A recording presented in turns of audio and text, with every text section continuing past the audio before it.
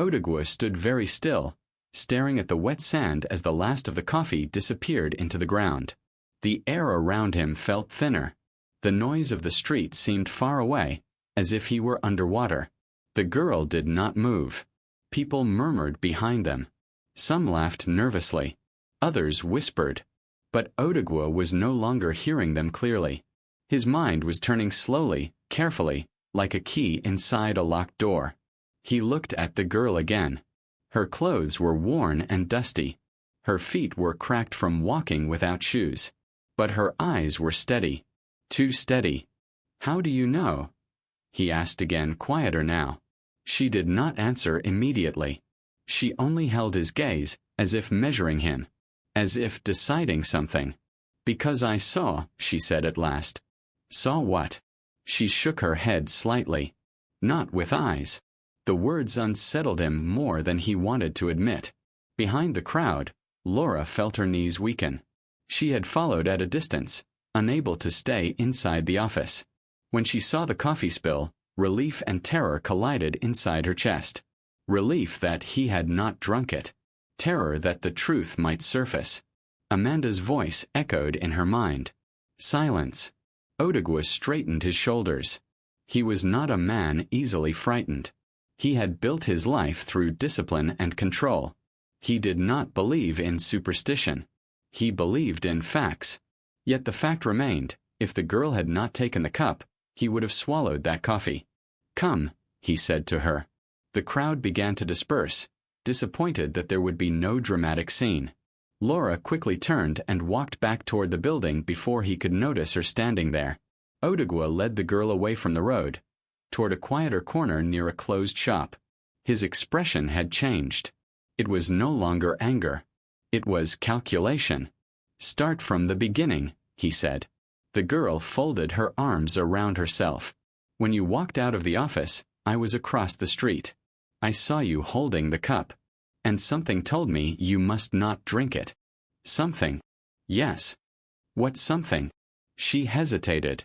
"The same thing that told me the last time I saw you that you would be a father."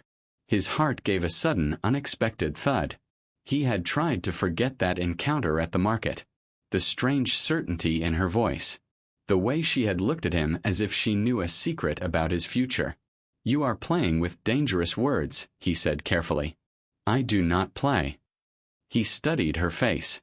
There was no mockery there. No attempt at manipulation. Only a strange calm. "Who sent you?" he asked sharply. "No one." "Did someone tell you the coffee was poisoned?" "No." "Then how did you know?" She lowered her eyes for the first time. "Because I felt darkness around it." He almost laughed, but something stopped him. The seriousness in her tone did not allow mockery. "Do you understand what you are accusing?" he asked. She looked up again. "I am not accusing. I am telling you." He turned away from her, running a hand through his hair. If the coffee had been poisoned, someone inside the office had done it. Only 2 people had access that morning. Himself and Laura. Laura. The thought formed quietly but firmly. He dismissed it immediately. She had worked with him for 3 years. Efficient. Respectful. Loyal. Or so he believed. Yet betrayal never announces itself. "Come with me," he said again. This time, he led her back toward the office building. Laura was seated at her desk when he entered. She forced herself to breathe normally. She had not expected him to return so quickly, especially not with the girl. Her eyes widened when she saw them together. "Sir," she said softly. Odogwu placed his briefcase down slowly. His movements were deliberate now. "Laura," he said, his voice calm. "Do you know this girl?" Laura glanced at her for only a second. "No, sir." The girl's eyes moved between them, but she remained silent. "She says the coffee I was about to drink was meant to end my life," Odogwu continued evenly. Laura felt the room tilt. "Sir, that is impossible," she said quickly. "Who would do such a thing? That is what I am trying to understand." He stepped closer to her desk. "You prepared the coffee this morning, correct?" "Yes, sir." "As always." Did you add anything unusual to it? Her throat tightened. No, sir. His eyes searched her face carefully. He had spent years negotiating contracts, reading intentions, detecting lies. He watched the slight tremor in her fingers, the faint sheen of sweat along her hairline. Laura, he said gently, look at me. She did. Is there something I should know?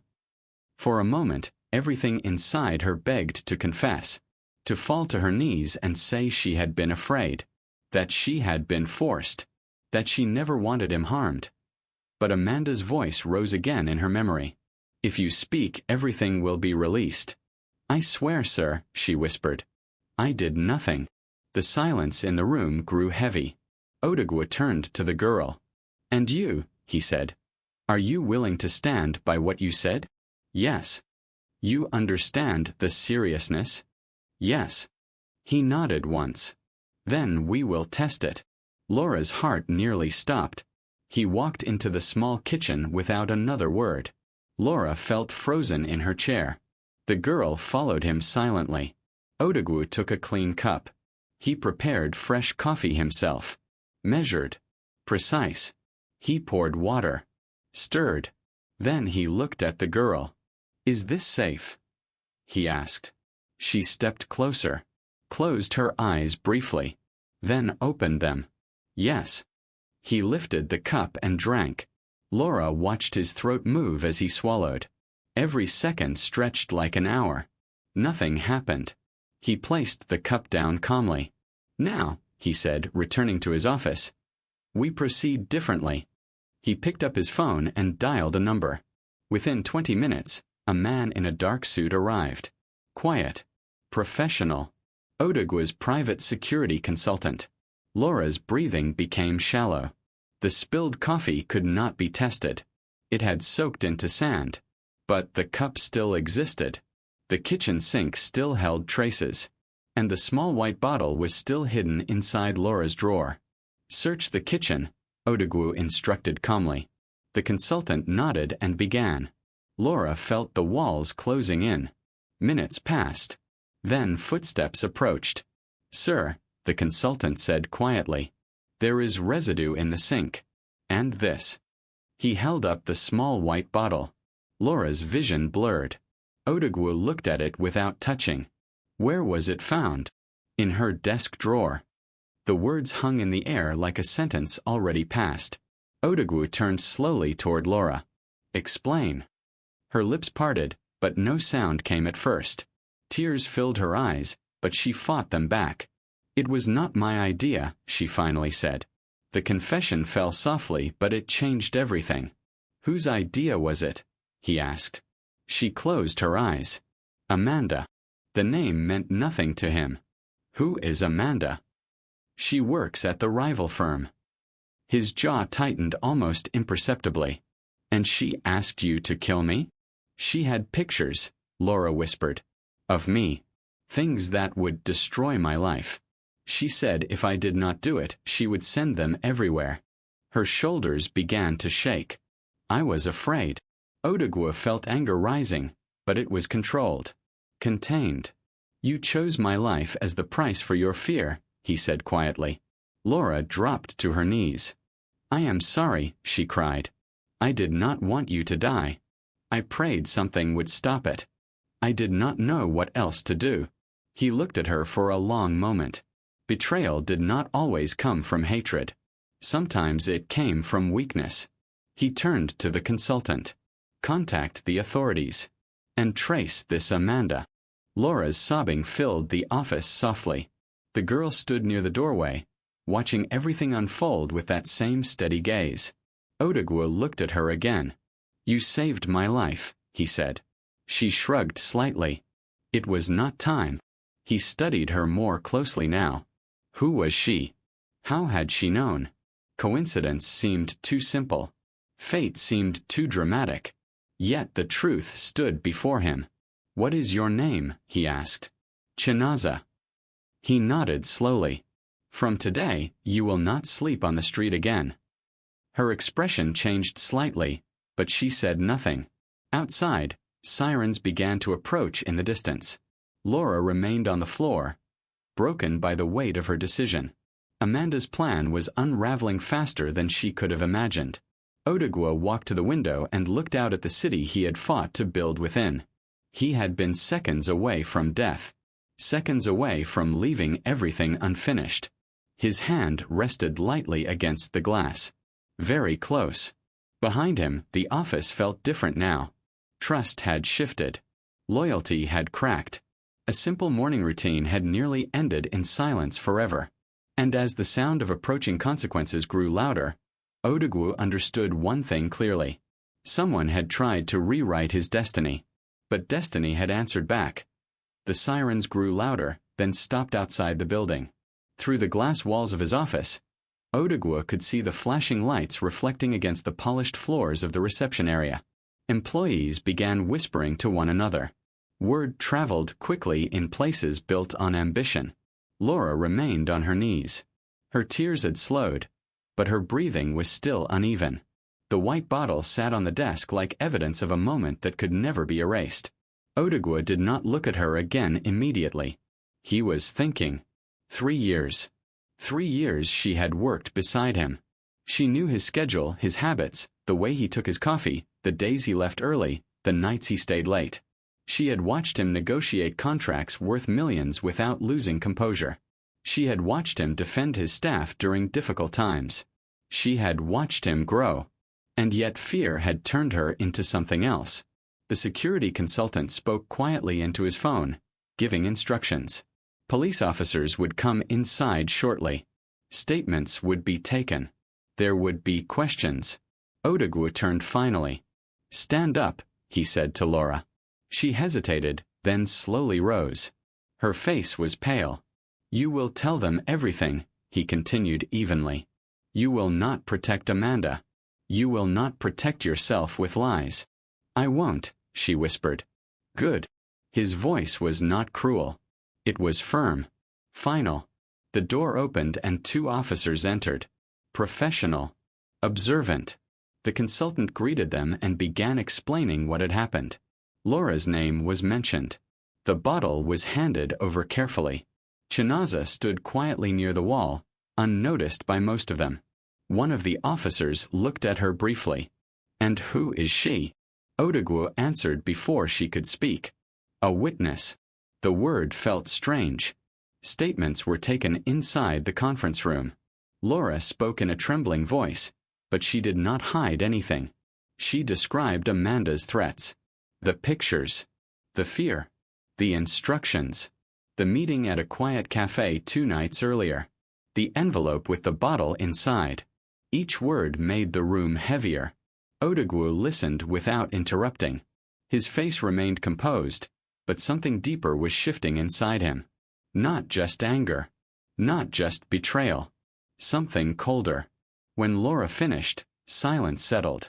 "You understand the seriousness of attempted poisoning," one officer said carefully. "Yes," she answered. "You understand you could face prison." She nodded. There was no resistance left in her. Only exhaustion. Arrangements were made for her to be taken into custody for further investigation. As they led her out, she paused in front of Odegwu. "I never hated you," she said softly. "I was just afraid." He looked at her steadily. "Fear reveals what we truly value," he replied. "You valued yourself."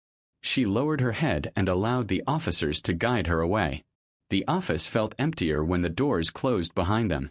Employees returned slowly to their desks, pretending not to stare. Whispers continued in low tones.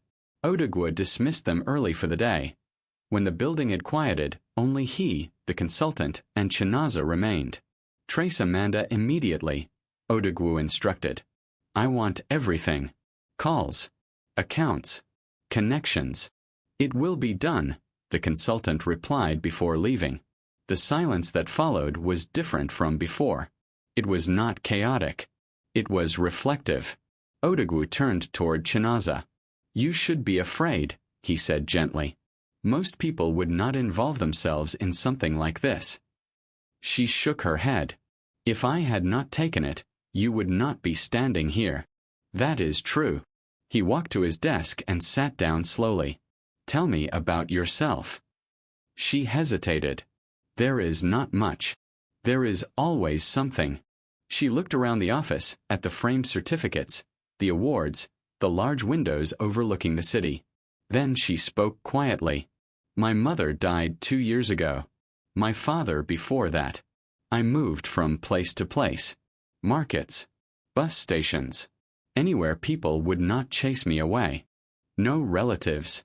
None who wanted me." Her tone was flat, but not bitter. "And this sense you have," he said carefully, "has it always been there?" She considered the question. "When I was small, my mother said I was different. Sometimes I would know when something bad would happen. Not details. Just a feeling. She used to pray over me." "Do you believe it is something spiritual?" he asked. "I do not know," she replied honestly. "I only know it is strong when danger is near." He leaned back in his chair. He had never been a man of superstition. His life had been built on contracts and calculations. Yet twice now, this girl had spoken with certainty about his future. "You will be a father." The words returned again. He had dismissed them then. But now, he looked at her carefully. "Earlier you said it was not time," he reminded her. "What did you mean?" She met his eyes without hesitation. "Your life is not finished. There is something still waiting." "What?" She shook her head. "I do not see pictures. Only direction." He exhaled slowly. Perhaps she was simply intuitive. Perhaps coincidence had dressed itself as destiny. But the fact remained, she had saved him. "You will stay here for now," he said at last. "In the guest apartment upstairs." Her eyes widened slightly. "Why?" "Because someone who tried to kill me may not hesitate to harm you." She considered that and gave a small nod. "And because," he added quietly, "I owe you." He stood and walked toward the elevator. She followed silently. The guest apartment was simple but comfortable. A small bedroom. A bathroom. Clean sheets. He instructed housekeeping to prepare clothes and food. "You are safe here," he told her. She looked around as if unsure how to respond to safety. That evening, after ensuring security around the building was tightened, Odogwu returned to his private office alone. The city lights shimmered beyond the glass.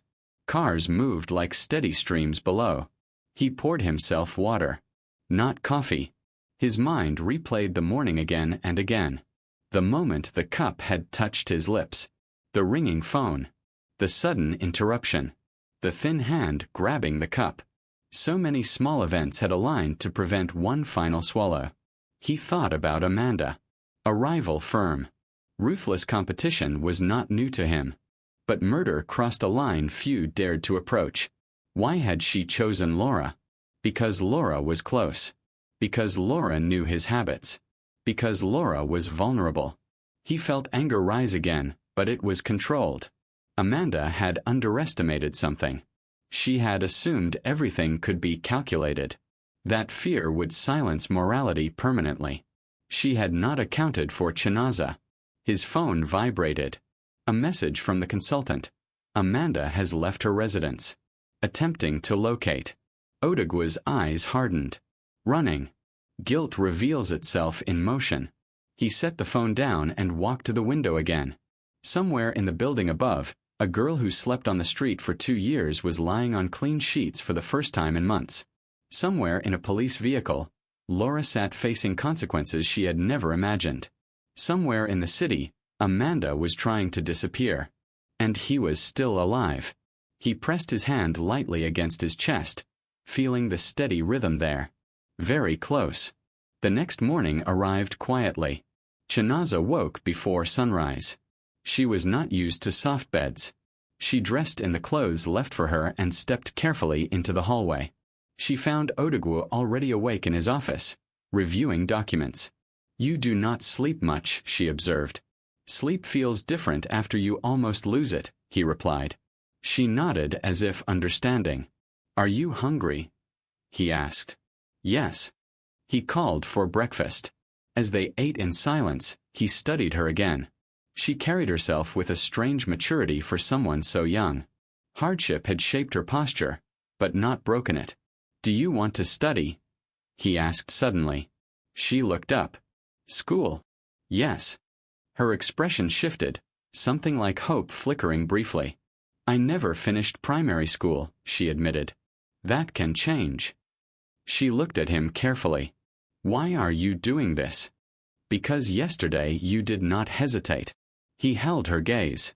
"And because," he added slowly, "if someone tried to remove me from this world, perhaps there is a reason I remain." She did not answer. His phone vibrated again. They found her. The message was short. Odogwu stood immediately. "Stay here," he told Chinaza. But she shook her head. "If danger moves, I will feel it." He paused. Then he nodded once. "Fine. But you stay behind me." They drove across the city in a black SUV. The consultant gave directions. Amanda had been located at a private apartment registered under another name. When they arrived, the building looked ordinary. Quiet. Polished. Odogwu stepped out of the vehicle slowly. He felt no fear now. Only clarity. Inside, security had already restricted exits. Amanda stood in the living room when they entered. Her composure was impressive, but her eyes betrayed calculation. "So," she said softly, "you survived." He studied her. "You miscalculated." She smiled faintly. "Did I? You thought fear would silence conscience." Her eyes flickered briefly toward Chinaza. "And who is this?" Amanda asked. "Your mistake," he replied calmly. For a moment, something unreadable passed across Amanda's face. "You have no proof I gave her anything," she said smoothly. "Laura has confessed." A small pause. "That was foolish of her." "Yes," he agreed. "It was." Authorities entered behind them. Amanda's calm cracked slightly then. Only slightly. As they began speaking to her, Odogwu stepped back. Chinaza stood beside him. "It is finished," he murmured. She did not respond immediately. "No," she said quietly after a moment.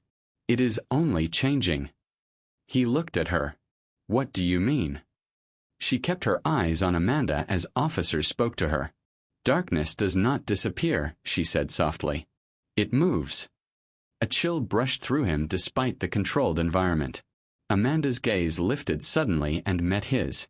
There was no fear there. Only something colder. Something patient. As officers guided her toward the door, she spoke one final sentence. "This is not over." The words lingered long after she was gone. Back in the vehicle, silence settled again. Odogwu looked at the city passing by. His life had been threatened. Betrayal had come from inside. Rivalry had escalated into something irreversible. Beside him, Chinaza stared out the window, quiet and alert. "You still feel something?" he asked carefully. She nodded once. "Yes." "Danger?" "Not immediate," she replied. "But near." He leaned back slowly. Very close, he thought again. Very close. And though the morning sun rose gently over the city, casting light across buildings and streets as if nothing had changed, Odogwu understood that something invisible had shifted around him. Death had brushed past. And somewhere beyond sight, consequences were still unfolding. The days that followed did not return to normal. Normal had been fragile all along. It only took one poisoned cup to prove it. Security around Odogwu tightened quietly but completely. Access codes were changed. Visitor logs were reviewed. Background checks were reopened. The office that once felt open and confident now carried an invisible layer of caution. Employees moved carefully around him, unsure how much he knew, unsure how much he suspected. He did not address them publicly about the incident. He believed silence was more powerful than reassurance. Those who were loyal would remain loyal. Those who were not would eventually reveal themselves. Chinaza stayed in the guest apartment upstairs. At first, she walked through the halls softly, as if afraid someone might ask her to leave. But no one did. Housekeeping treated her with quiet respect. The kitchen staff prepared meals for her without questions. Slowly, The tension in her shoulders began to loosen. Odogwu arranged for a private tutor to assess her education level. The woman arrived one afternoon with notebooks and calm patience. Chinaza sat at the dining table, holding a pencil awkwardly at first, then more confidently. She answered questions with careful thought. She read slowly but clearly. She wrote her name with deliberate strokes. When the tutor left, she approached Odogwu's office door but did not knock immediately. He noticed her reflection in the glass and invited her in. "Well," he asked. "She said I learn quickly," Chinaza replied. "I expected that." She hesitated. "Why?" "Because you observe before you speak." She considered that quietly. Outside, the investigation into Amanda moved forward. Her devices were seized. Financial records were examined. Connections to other firms surfaced gradually. It became clear she had been under pressure herself. A failing division. Aggressive investors. A reputation built on ambition rather than patience. Desperation had turned strategic rivalry into something darker. Laura remained in custody. Through her lawyer, she sent a letter requesting to speak with Odogwu. He read it once and set it aside without responding. Not yet. At night, when the building quieted, he found himself standing at the window again more often. He watched the traffic below and imagined the moment that could have ended everything. A simple swallow. A silent collapse. A life reduced to headlines and speculation. He had always believed control was earned through discipline. Now he understood that control was sometimes illusion. One evening, as rain began to fall lightly against the glass, Chinaza entered his office without knocking. "You feel it again," she said softly. He turned. "What do you feel?" "Movement." He studied her face. There was no panic there. Only alertness. "From Amanda?" he asked. She shook her head slowly. "Different." He walked toward her. "Explain." She closed her eyes briefly. "It feels like when the air changes before a storm. You cannot see the clouds yet, but something shifts." He did not dismiss her words. Twice now, her instincts had proven more reliable than logic. "Stay close," he said quietly. The next morning, news reached him before he reached the office. Amanda had been released on conditional bail. Influence had moved faster than evidence. He read the message on his phone without visible reaction, but something tightened in his chest. By the time he arrived at the building, security had already increased again. The consultant stood waiting in his office. "She will try to rebuild her narrative," the consultant said. "Portray this as corporate sabotage. Claim coercion. Question Laura's credibility." "She will not admit weakness," Odogwu replied. "No. And a desperate opponent is more dangerous than a defeated one." The consultant nodded. Chinaza stood near the doorway, silent. Odogwu glanced at her. "Is this what you felt?" "Yes." He walked back to his desk slowly. Amanda had resources. Influence. Pride. Being exposed publicly would not sit quietly with her. "She will not attack directly again," he said thoughtfully. "Not the same way." The consultant crossed his arms. "Reputation then." Odogwu's jaw tightened slightly. Reputation was more fragile than life in certain circles. Within 48 hours, anonymous articles began circulating online. Carefully worded. Suggestive rather than accusatory. Questions about financial transparency. Old disputes reframed as scandals. Anonymous sources hinting at unethical practices. It was subtle. Calculated. He read each piece calmly. "They are testing," he said. "Public reaction?" The consultant asked. "Yes." Chinaza stepped closer to the desk. "It is spreading," she said quietly. He looked at her. "Yes. But it is not the end," she added. He leaned back slightly. "Tell me what you see." She hesitated, as if trying to translate something invisible into language. "There are two paths," she said slowly. "One where you fight loudly, and one where you wait. And which leads to safety?" "Neither is safe." He almost smiled at that. He chose neither. Instead, he began gathering evidence quietly. Financial audits were conducted internally. Legal teams prepared documentation. Allies within the industry were contacted discreetly. Not to defend him publicly yet, but to stand ready. Amanda expected reaction. Denial. Anger. He gave her silence. The rumors grew for a week. Investors called with cautious questions. Partners requested clarification meetings. He answered each inquiry with calm transparency, providing documents before accusations could solidify. Control returned not through confrontation, but through precision. One afternoon, as he reviewed reports, Chinaza entered again. "She is angry," she said. He looked up. "You can feel that?" "Yes." He studied her carefully. "Anger makes people reckless," he said. "She does not feel reckless," Chinaza replied. "She feels cornered. Cornered people break rules." That evening, as Odogwu prepared to leave the office, security intercepted a package delivered anonymously. No return address. Standard protocol would have disposed of it immediately. But something about the timing unsettled him. He did not open it. "Scan it," he instructed. The consultant nodded. Minutes passed. "It contains paper," he reported. "Nothing mechanical." Odogwu opened it carefully. Inside was a single photograph. Not of him. Of Chinaza. Taken from across the street 2 days earlier as she entered the building. His hand tightened slightly around the image. No message accompanied it.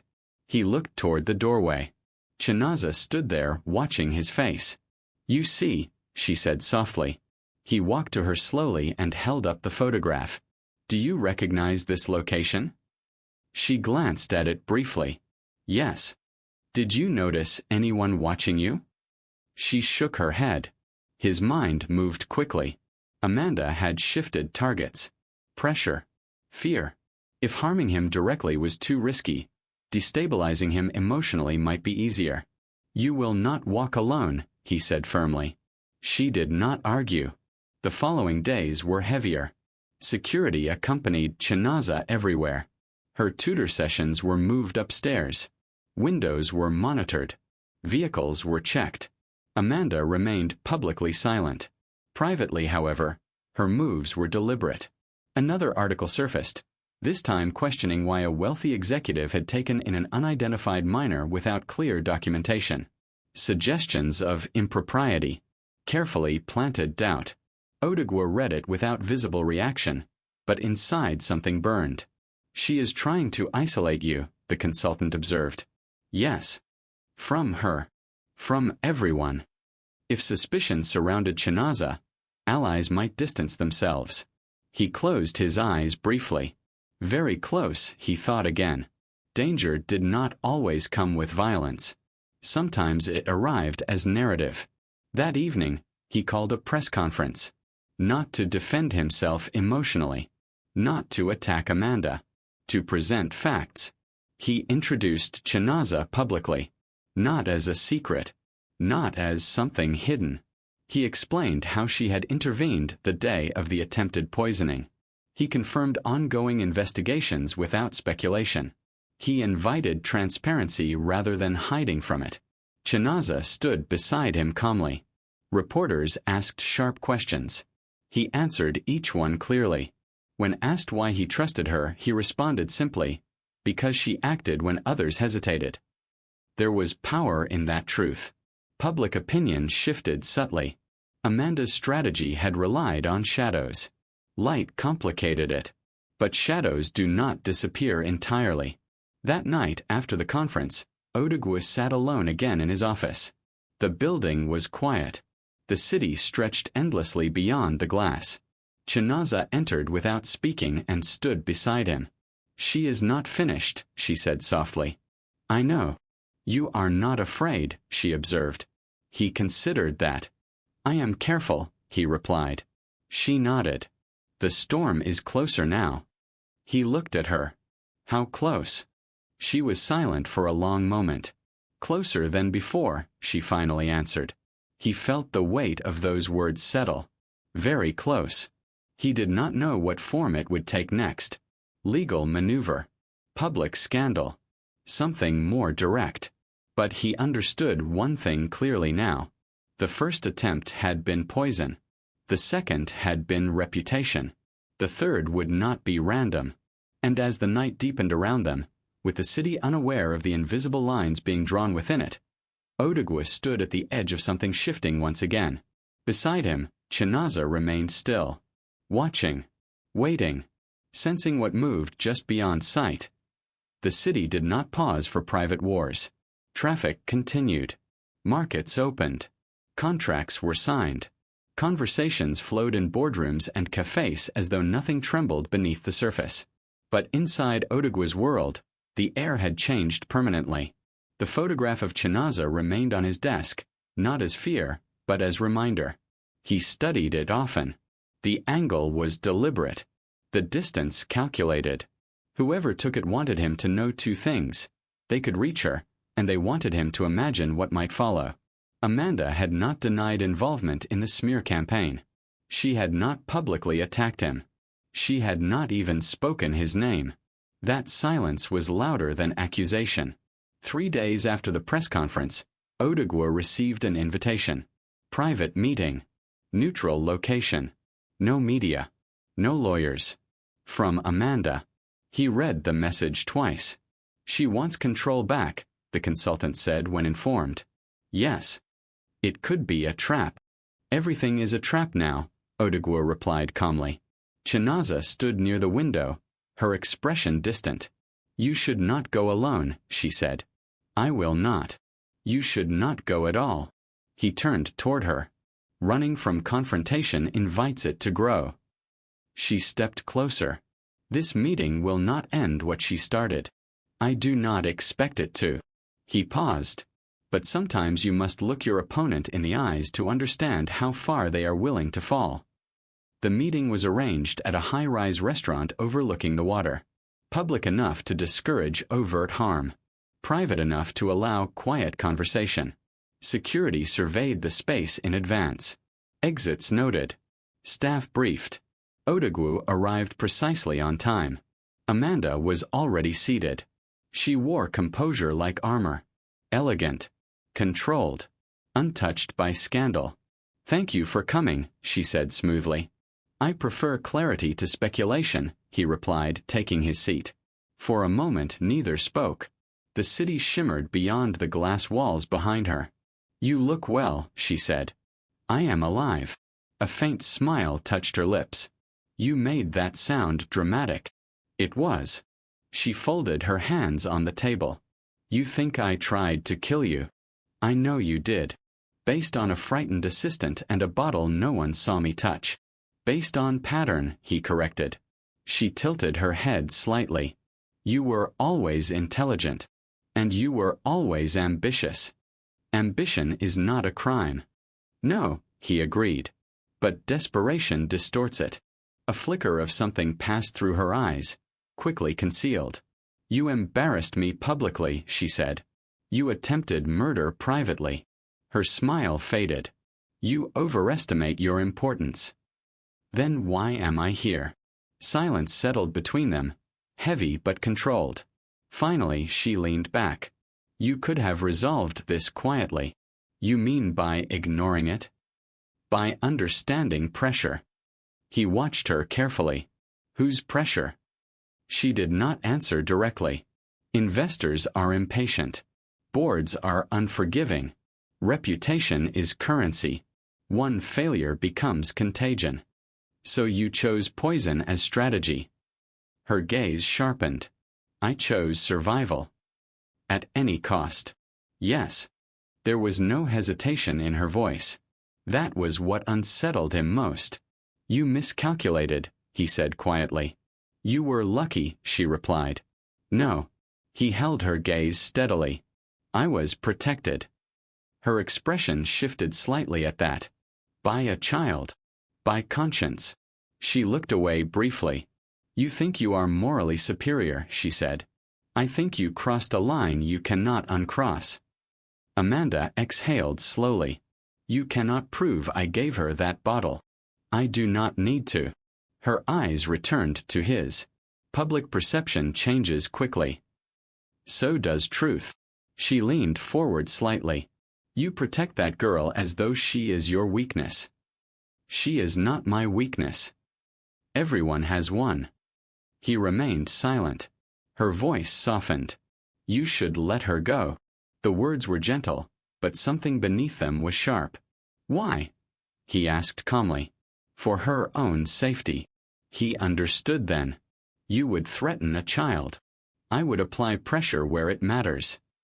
His jaw tightened, but his voice remained level. If anything happens to her, I will not respond strategically. A small pause. Is that a threat? She asked. It is a promise. They held each other's gaze for a long moment. The waitress approached briefly, unaware of the tension at the table. Neither touched the menus.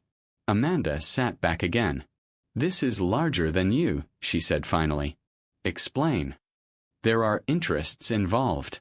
You disrupted more than my firm. He felt a subtle shift in the conversation. What interests? She smiled faintly. You are not the only one who calculates. He studied her carefully now. This was no longer personal rivalry alone. There are investors who preferred you weakened, she continued. Contracts you blocked. Deals you refused. He remained silent. You think this was about jealousy, she said softly. It was about alignment.